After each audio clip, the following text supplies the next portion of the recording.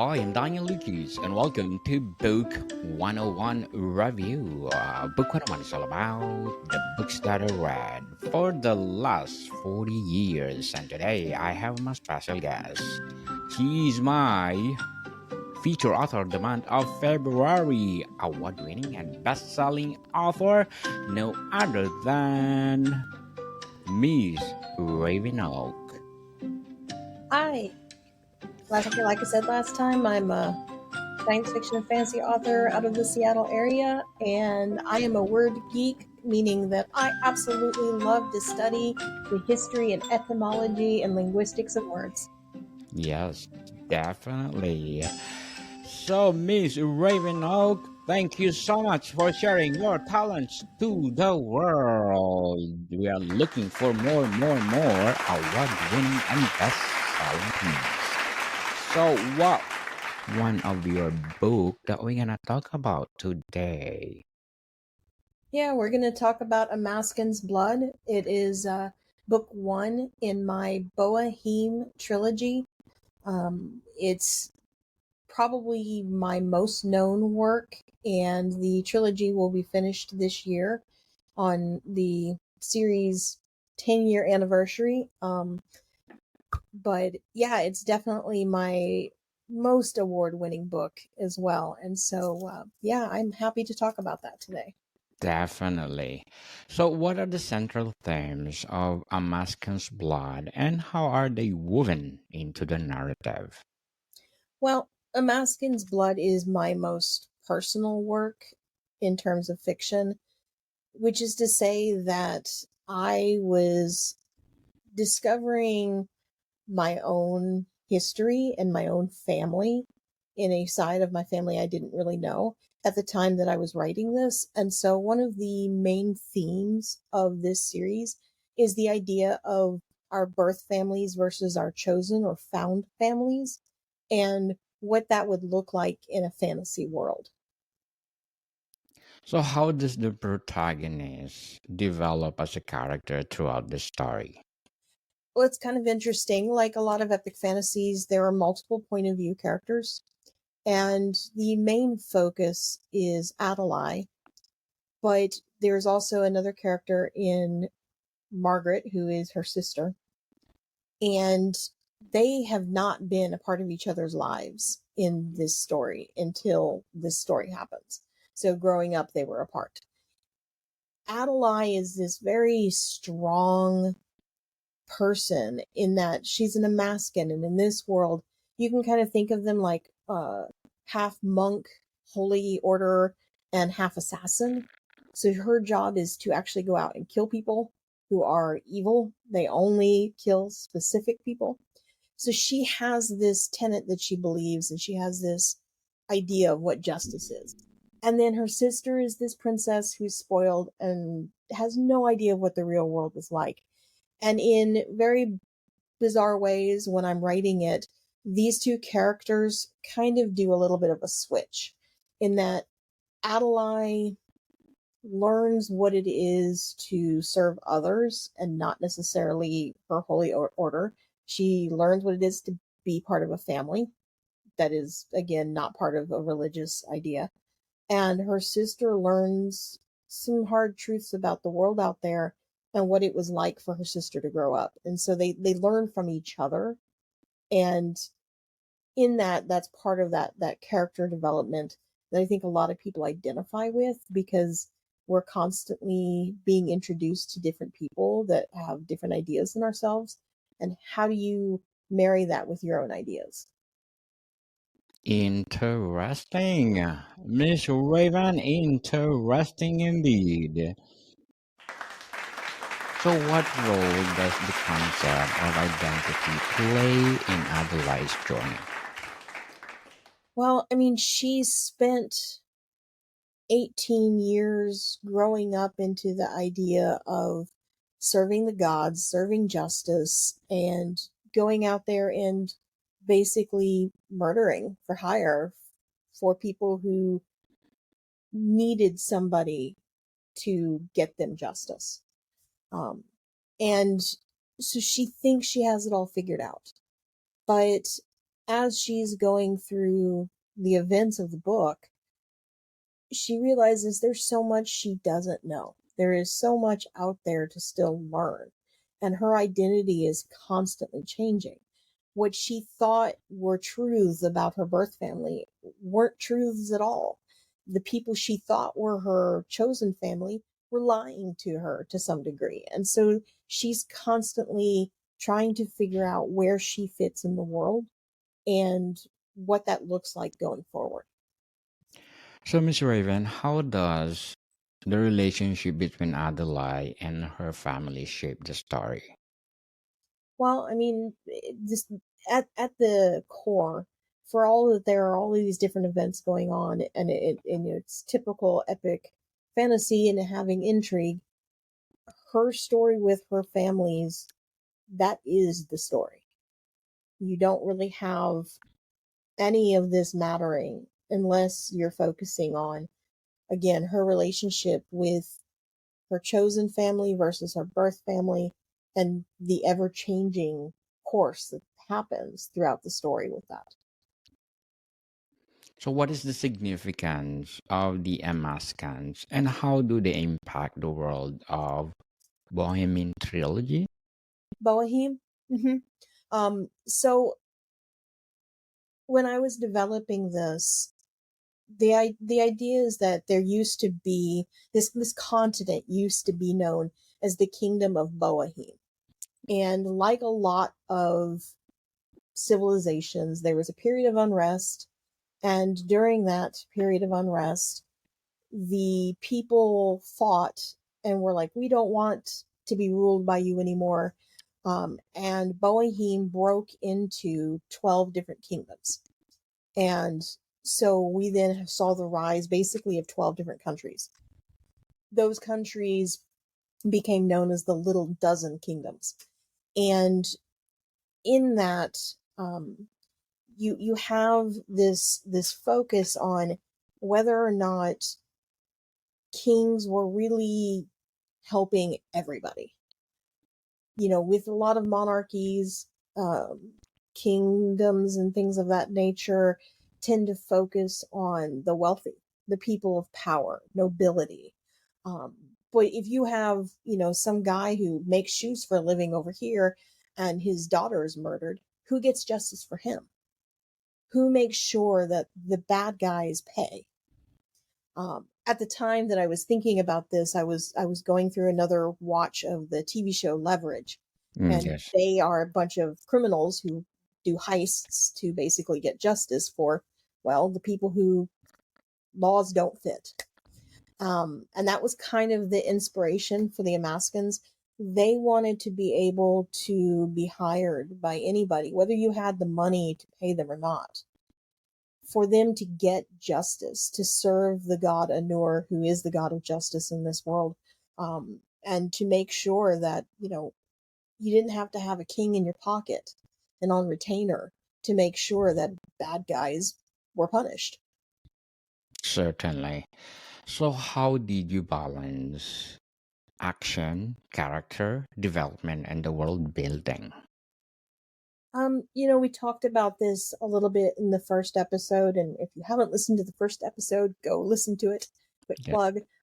But the idea of scene and sequel, again, that idea that if an event happens, you need space for your characters to react, to breathe, to respond to it, even if it's not a physical response, even an emotional response. And that's going to guide their next goal or their next task.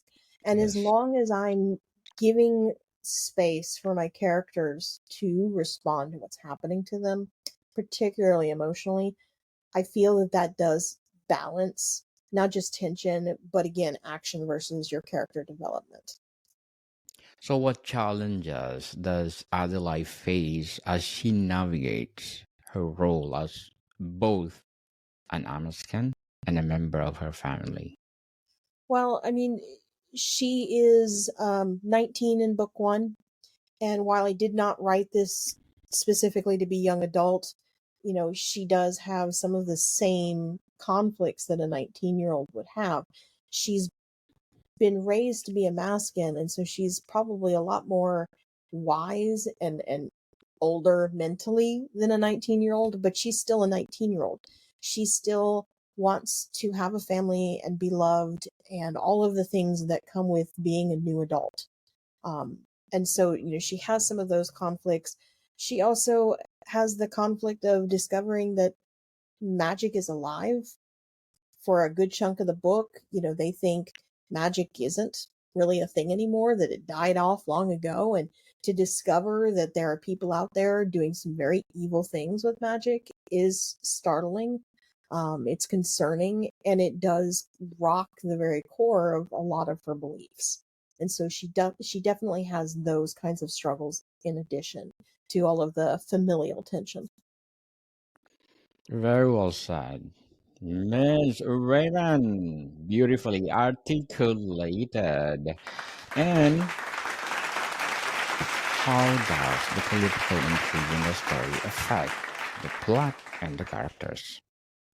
Well, I mean, it's hard to tell a story about, I guess, people in power without having intrigue. And so, there's definitely a lot of the tension that comes with people who are in the place of ruling and maybe don't want to rule, or people who, um, have places of power and privilege and aren't sure how to even use that. And so, Margaret, she just wants to sit in the corner and look pretty at the beginning of the story. That changes as you go throughout the book, but at the beginning she's quite content to not have to do much of anything and not think much at all. And so you have to build in some of that conflict when you're dealing with characters that are in places of privilege, I think. And so I really, again, with the two characters kind of learning from each other and shifting, I wanted them to be able to do that because I didn't want this to be another story where there's a spoiled princess who never learns any lessons. I really wanted her to be able to come into her own and to be able to have a place of power that is well earned. And Margaret has to work for it. And at the same time, Adelei learns how to relax a little and not always be thinking about the job. And that's well earned as well. Definitely. So, how does the setting contribute the tone and atmosphere of the story? Well, when I was beginning to build this world, because it is 12 kingdoms, I wanted each kingdom to have its own distinct feel, its own culture. And so I did a lot of world building before I was even writing. And like Tolkien, being somebody with a background in linguistics, I did look at, um, you know, if the language base for the kingdom of Sadai is, Hebrew based, Yes, then I want to make sure that the culture reflects that because our culture impacts our language. In the United States, we're called a melting pot because we have all these different cultures that come in, and that's why you have a lot of different holidays that gets celebrated here that may or may not have even originated here. I mean, none of them really did. Um, and so I wanted to be able to reflect that in those kingdoms. And so I was very careful with this world. This kingdom in particular may have a architecture base that looks like what you would see in the Middle East. I did not want to make it the Middle East. It's not. It's a fantasy world. But I did want to be able to show that all these places are influenced by other places because that's what happens in the world. Somebody travels to another country and tells about this, and then that influences this little pocket, and that influence sometimes grows, and that's what world building looks like in reality. And so that's what I tried to do with the fictional side of that as well. definitely. Interesting, Miss Raven. So, how are the antagonists portrayed and what motivates their actions? The protagonist in Amaskan's Blood is a little different from the protagonist in book two and thus in book three. But in book one, there are multiple antagonists, some of which are not necessarily people. There is one central character who he's one of those types who wants to rule the world. He would love to unite Boahim again, but under his rule. And so, he's trying to marry into a kingdom because he thinks it will gain him the military he needs to basically take over. And so, that's one of the antagonists. There's also the antagonists, again, of the Amaskans themselves. They're held up to be this very holy order that does a really horrible thing by murdering people. But are they really that good? Are they potentially the enemies? And so there's a lot of those kinds of questions that Adelei is trying to figure out that build in some world and emotional antagonists as well. So, what are the key relationships in the story and how do they evolve over time? Well, I mean, there's Adeline and her sister Margaret, and we've talked a bit about how they kind of learn from each other and flip around a bit. But there's also the relationship between Adeline and her father, Margaret's father as well. This is her birth father, who at the beginning of the story, she's convinced basically sold her to prevent a war. And whether or not that's true, you'll have to read the book. But she is convinced of that. So she doesn't want a relationship with her birth father. She thinks that the guy who raised her in the Amaskan order is her father, and she doesn't need this other family over here. But as she's going through various events, she starts to gain relationships with these people that she's never known, but are her birth family. This was very similar to things going on in my own personal life. My mother was never a part of my life, and she was a heavy drug user for a very, very long time. And around the time that I was brainstorming and coming up with ideas for this book, she walked back into my life and wanted a relationship with me. And I was of the mind that I didn't need that side of my family. I'd never known them for 40 years. What did I need them now? Um, and we tried to make a go at it. It unfortunately did not work because she was still using drugs and kept that from me. But, I gave it a go. And so a lot of my own emotional thoughts and feelings about found family versus birth family and so on made their way into these relationships because I was intimately going through something similar. I Yes. understood what Adelei felt to suddenly have this family thrust upon her that she didn't really want. And, what was that going to look like? And did she need to have a relationship with them or not? And so there's a lot of that conflict in there. So, Miss Raven, how did you use symbolism or recurring motif to deepen the narrative of Amaskan's blood? Sure. Well, I was a former English major, and I was also an English teacher for a long time. So I'm all about, oh, look at Charles Dickens and all the symbolism he intended, da da da. Yes. I'm good at teaching that. But, it's weird when you're writing a story. I don't know that authors really think so much about that in very specific things. Like I did not set out to be like, oh, hey, I'm going to make this really important symbol in this chapter and so and so and so. But as you're writing, symbols happen. I think thematically, again, family is a key, you know, component of the story. But when I was trying to figure out how Amaskans separated themselves from the rest of the world, I wanted them to have a tattoo at the base of their jawline. And I was trying to think of how I wanted that to look. What kind of symbol did I want? And I ended up creating just a simple circle. And it seems so, easy. Like, a circle on their face. Okay, big deal. But I liked the idea of the symbolism of eternity, of something being infinite. We see symbols like the Ouroboros with the snake eating itself.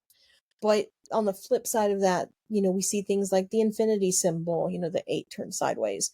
The idea that life continues. And I liked the idea that Amaskans, in serving justice, felt that they were giving back to the life force, to the energy that creates. Um, and the idea that even after they died, the good tasks and things that they did lived after them.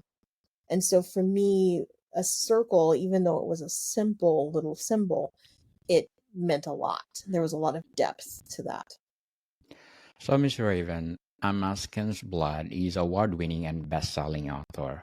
What will be your advice for those people out there who want to have or to write like this novel?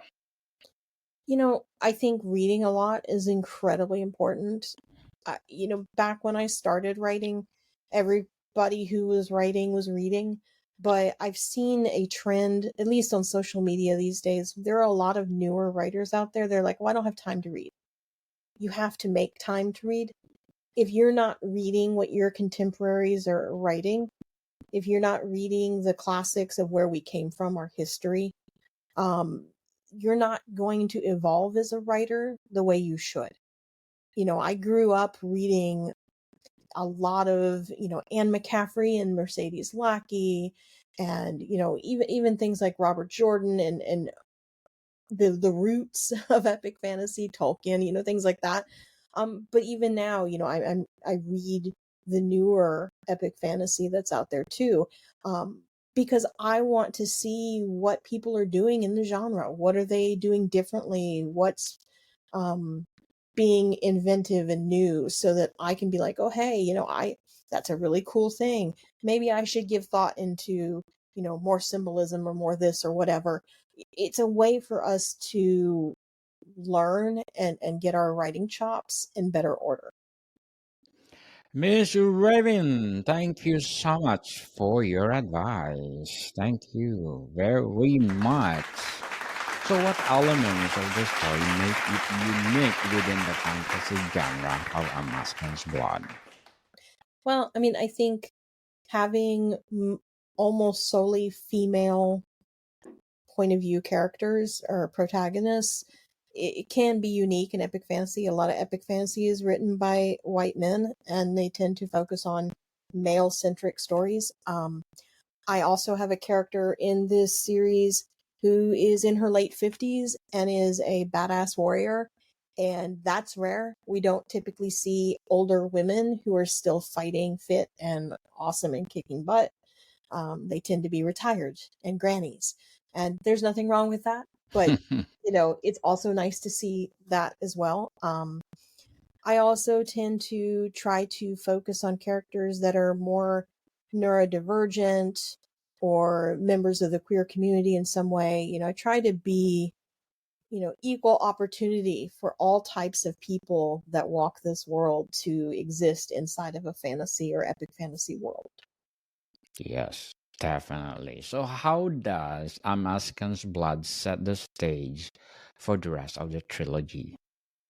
Well, I mean, it introduces you to the main characters that are going to continue through the trilogy. But it also sets the stage for what the Little Dozen Kingdoms are, what that world looks like, and what kinds of larger world conflicts exist outside of our main characters. Because the story is so much bigger than just 2 people or even 3 or 4 people. There's a whole world out there of conflict.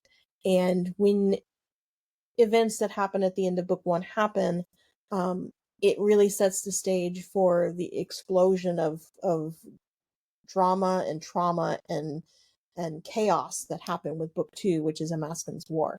And then book 3, Amaskan's Honor, due out later this year, it is kind of tying all of that up to some degree and trying to solve some of those large world conflicts. Definitely. So, to wrap up our discussion of Amaskan's blood, what message or lessons can readers take away from Adelai's journey and the challenges she faces? Well, I think to thy own self be true. I mean, really and truly, the main lesson is be yourself, be true to yourself. Don't let anyone tell you who you are or what you believe. You are a unique being in this world and no one is like you, so live your truth. Definitely.